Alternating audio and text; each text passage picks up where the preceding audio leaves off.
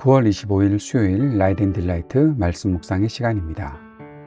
거룩하신 아버지 하나님, 오늘도 우리가 주님의 은혜와 사랑을 의지하고 이 하루를 시작하고 또 주님께서 우리를 붙잡아 주실 것을 믿으며 주의 말씀 앞에 섭니다. 말씀하여 주옵소서. 그 말씀대로 따라 살아갈 수 있도록 우리를 붙잡아 주옵소서. 오늘도 성령의 충만함을 허락하여 주사 주님의 말씀을 깨달을 수 있도록 하시고 또 주님의 말씀을 순종하며 살아갈 수 있도록 말씀 묵상하며 그 말씀이 우리 삶에 하나하나 잘 적용되고 말씀대로 살아가는 기쁨을 누릴 수 있도록 주님 함께 해 주옵소서. 오늘도 주님을 의지합니다. 예수님 이름으로 기도드립니다. 아멘. 역대하 21장 말씀 세번역 성경으로 함께 읽겠습니다. 여호사밧이 세상을 떠나서 그의 조상에게로 가니 다윗성에 있는 왕실 묘지에 장사하였다. 그의 아들 여호람이 그의 뒤를 이어 왕이 되었다. 여호사밧의 아들 여호람에게는 아우들이 있었다. 그의 아우 아사랴와 여이엘과 스가랴와 아세라와 미가엘과 스바데는 모두 이스라엘의 여호사밧 왕이 낳은 아들이었다.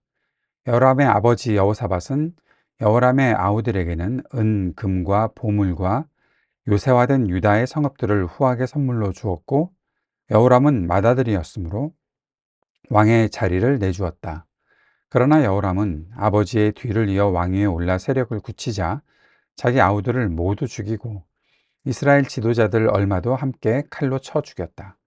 여호람이 왕이 되었을 때에 그는 32살이었다. 그는 예루살렘에서 8해 동안 다스렸다. 그는 아합의 딸을 아내로 맞아들였기 때문에 아합 가문이 한 대로 곧 이스라엘 왕들이 간 길을 갔다. 이와 같이 하여 그는 주님께서 보시기에 악한 일을 하였다. 그러나 주님께서는 다윗 왕과를 멸망시키려고 하지 않으셨다.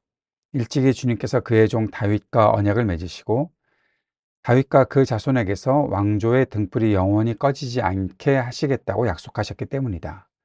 요람이 다스리는 동안에 에돔이 유다의 반기를 들고 자기들의 왕을 따로 세웠다.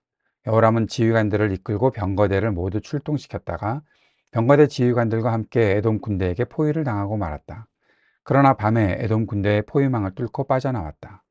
이와 같이 에돔은 유다에 반역하여 그 지배를 벗어나 오늘날까지 이르렀고 림나 성읍이 반란을 일으켜 여호람의 지배에서 벗어난 것도 같은 무렵이다. 그가 이런 변을 당한 것은 주 조상의 하나님을 저버렸기 때문이다. 그는 또 유다의 여러 산에 산당을 세우고 예루살렘 주민에게 음행을 하게 하였고 유다 백성을 그릇된 길로 가게 하였다. 그래서 엘리야 예언자가 그에게 다음과 같은 글을 보냈다. 임금님의 조상 다윗의 주 하나님께서 이렇게 말씀하십니다. 네가 유다 왕 내 아버지 여호사밧이 가던 길과 내 할아버지 아사가 가던 길을 따르지 아니하고 오히려 이스라엘 왕들이 걷던 길을 따라가고 있다.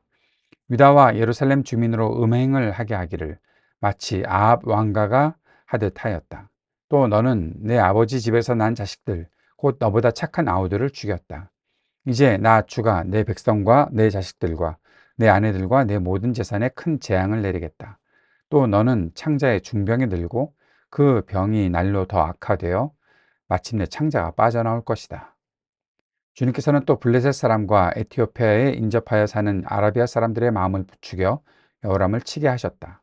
그들이 유다로 쳐 올라와서 왕궁의 모든 재물을 탈취하였고 여호람의 아들들과 아내들까지 잡아갔다. 막내 아들 아하시아 이외에는 아무도 남겨두지 않았다.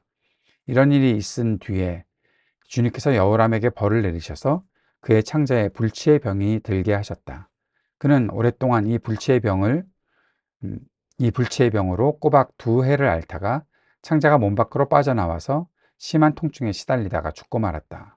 백성은 왕들이 죽으면 을에 향을 피웠으나 여호람에게만은 향을 피우지 않았다. 여호람이 왕이 되었을 때 그는 32살이었다. 그는 예루살렘에서 8해 동안 다스리다가 그의 죽음을 슬프게 여기는 사람도 없이 세상을 떠났다. 사람들이 그를 다윗성에 묻기는 하였으나 왕실 묘지에 장사하지는 않았다. 역대하 21장에서는 여호사밧 이후에 여호람이 왕이 되었던 장면과 또 그 일들, 여호람이 어떻게 나라를 통치했는지에 대해서 말하고 있습니다. 여호사밧도 하나님께서 참 잘했다라고 하셨고, 또 어떤 부분에서는 또 잘못한 부분들도 있었는데 어쨌든 그가 세상을 떠났습니다. 계속해서 이런 일들이 반복되겠지만 사람은 다 세상을 떠날 때가 있게 됩니다. 마지막 때가 있게 된다는 것이죠. 그때 어떻게 자신의 삶을 마무리하게 될 것인가? 우리가 우리의 삶의 마지막에 어떻게 하나님께 평가받게 될 것인가? 또 하나님께서 내게 맡겨주신 일들을 잘 감당할 것인가? 하나님의 뜻을 온전히 이루어 갈 것인가? 아니면 하나님의 마음을 아쉽게 하고 또 하나님 앞에서 죄악을 범하고 그렇게, 그렇게 살다가 또 책망을 당할 것인가? 생각해 볼 수 있기를 바랍니다. 그리고 언젠가 인생이 마무리가 될 때 우리는 어떤 인생으로 남게 될지 우리가 생각할 수 있으면 좋겠습니다. 자, 여호람이 왕이 되었습니다. 여호사밧이 자신의 아들들에게 어떻게 행했는지 2절에 나타나 있습니다. 여호람은 맏아들이었기 때문에 왕이 되었는데 다른 아우들에게 은, 금, 보물들도 주었고 유다의 성읍들도 후하게 선물로 주었다. 그래서 왕이 된 여호람과 뭔가 대립하지 않도록 그렇게 평화롭게 살아갈 수 있도록 여호람의 아버지 여호사밧이 그렇게 했는데 4절에 그러나 여호람은 자기의 세력을 굳히자 아우들을 죽이고 이스라엘 지도자들까지도 칼로 쳐 죽이는 일들이 있었습니다. 왜 그랬을까요? 자신의 그 왕권을 더 강화하려고 했던 것이 아니었을까? 아버지가 잘 모든 일들을 처리해 주었다고 생각을 하는데 그는 자신의 권력으로 자신의 아우들을 죽이는 그러한 악행을 저질렀습니다. 왜 그랬나 그 이유를 알 수 있는 장면이 6절에 있습니다. 그가 아합의 딸을 아내로 맞아들였기 때문에 아합 가문이 한 대로 이스라엘 왕들이 간 길을 갔다. 주님께서 보시기에 악한 일을 행했던 일들이 아합의 딸을 아내로 맞아들였기 때문에 북이스라엘의 아합은 이스라엘 그 북이스라엘 왕 중에서도 가장 악한 왕이 아니겠습니까? 그리고 이세벨과 결혼하면서 온갖 우상들을 다 끌어다가 이스라엘을 아주 병들게 만들었던 악한 왕이었는데 그 아합의 딸이 여호람의 아내가 되면서 그 모든 악한 영향들을 다 퍼뜨리고 있었던 것. 결국 여호람도 악한 일을 하게 되었다라는 것이죠. 근데 이것을 좀 거슬러 올라가 보면 결국 여호사밧이 아합 가문과 동맹을 맺으면서 그 여호람과 아합의 딸을 결혼시키는 일들이 그 속에서 있지 않았을까? 그러면서 결국 이 악한 일들이 이스라엘에 들어오게 되어서 여호사밧도 책망을 당하지만 그 책망의 결과가 결국 이렇게 자신의 아들 여호람이 악한 일을 하게 만들었던 일이 생기게 한 것이죠. 참 안타까운 일입니다. 그리고 이런 일들을 어떻게 막을 수 없었을까 하는 그런 생각을 하게 되는 거죠. 결국 나 자신이 잘못한 일들의 결, 내, 내게 어떠한 악한 또 죄악된 영향력을 행사하지 않는 것 같지만 그것의 결과가 자식들을 통해서 다음 세대를 통해서 나타날 수 있다라는 사실을 생각한다면 얼마나 무서운 일들입니까? 자, 그런데 7절에서는 다윗 왕과는 음, 멸망되지 않았다. 왜냐하면 하나님께서 다윗과 언약을 맺으셨고 그 다윗의 왕조의 등불이 영원히 꺼지지 않게 하시겠다고 약속하셨기 때문이다. 사람은 참 약하고 변덕스럽고 악한데 그래서 죄악에 쉽게 빠지는데 하나님께서는 신실하게 약속을 지키고 계시다 라는 사실을 보게 됩니다. 결국 여호람이 통치하는 동안 에돔이 반기를 들고 또 림나 성읍도 반란을 일으키고 여호람의 지배에서 점점 벗어나게 되는 일들이 생기게 됐는데 그가 하나님을 저버렸기 때문에 이런 결과가 나타났다라고 역대기 저자는 평가하고 있습니다. 여호람이 자신만 이렇게 죄악에 빠졌던 것이 아니라 유다 백성을 그릇된 길로 가게 했다. 여러 산에 산당을 세우고, 앞에서도 여호사밧의 이야기들, 아사의 이야기들이 쭉 진행되면서 산당이 없어지지 않았다. 산당이 없어지지 않았다. 사실 열왕기에서도 계속해서 그렇게 말했잖아요. 정직하게 행하였으나 산당을 없애지 않았다. 여호람은 그 산당에서 예루살렘 사람들이 음행을 하게 만들고 우상을 섬기게 만들었다는 거죠. 결국 엘리야를 통해서 하나님께서 말씀하십니다. 너 여호사밧에 가던 길, 아사가 가던 길 따르지 않고 북이스라엘의 그런 악한 왕들이 걷던 길을 따라갔으니 내가 너에게 재앙을 내리겠다. 그래서 창자에 병이 들게 하겠다. 그렇게 죽게 될 것을 말씀하셨던 것이죠. 주님께서 여기에 더해서 블레셋 사람과 에티오피아에 인접하여 사는 아라비아 사람들이 여호람을 공격하게 만들었고, 그 공격을 당하는 가운데에 또 여호람은 결국 창자에 병이 들게 되고 고통 가운데서 죽고 말았다라는 거죠.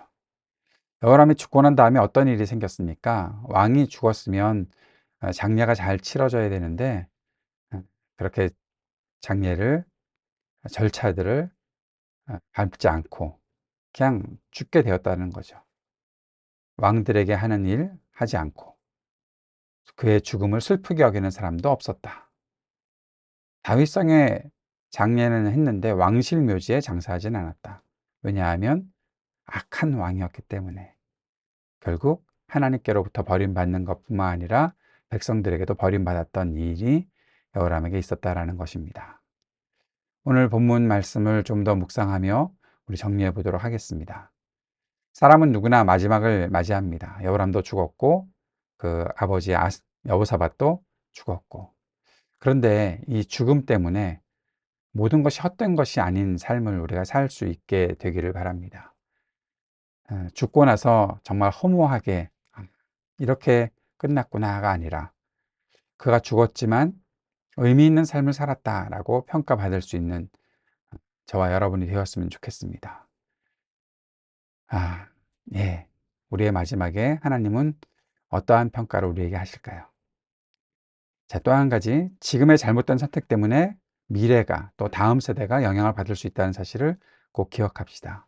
여호사밧이 아합과 동맹을 맺었던 일이 어떤 결과를 가져왔습니까? 여호람이 아합의 딸을 아내로 맞이했고 결국 예루살렘이, 유다가 병들게 되었던 일이 있었던 것이죠. 그것이 주님께서 보시기에 악한 일이 되었다라는 것입니다. 그러한 가운데서도 우리 주님은 신실하십니다. 다윗과 맺은 언약을 기억하고 지키십니다. 유다 왕조는 다윗의 덕을 입고 계속 이어지고 있는 것을 보게 되는 것이죠. 우리 신실하신 주님께서 우리에게 약속을 지키고 계신데 우리가 어떠한 마음가짐으로 살아가야 할지 잘 기억할 수 있기를 바랍니다. 자, 무엇을 보고 들으며 무엇을 따를 것인가? 하나님의 말씀을 듣고 좋은 모범들을 우리가 따를 수 있어야 하겠습니다. 내가 하나님 따르지 않으면 어떻게 될까요? 내 다음 세대도 또 사람들도 결코 나를 따라올 수 없는 것이겠지요. 오늘 우리의 삶에서 하나님의 말씀을 따르고 하나님의 뜻을 따라가는 일이 있기를 바랍니다. 좋은 모범을 보았으면 좋겠습니다. 그리고 또 좋은 모범을 남길 수 있는 저와 여러분 될 수 있기를 바랍니다. 오늘 그렇게 우리에게 은혜 베풀어 주십시오. 주님, 우리의 약함을 아시는 주님께서 우리에게 긍휼을 베풀어 주십시오. 간절히 기도하는 이 시간 되기를 바랍니다. 주님께서 가르쳐 주신 기도 함께 드리겠습니다. 하늘에 계신 우리 아버지, 아버지의 이름을 거룩하게 하시며 아버지의 나라가 오게 하시며 아버지의 뜻이 하늘에서와 같이 땅에서도 이루어지게 하소서. 오늘 우리에게 일용할 양식을 주시고 우리가 우리에게 잘못한 사람을 용서하여 준 것 같이 우리 죄를 용서하여 주시고 우리를 시험에 빠지지 않게 하시고 악에서 구하소서. 나라와 권능과 영광이 영원히 아버지의 것입니다. 아멘.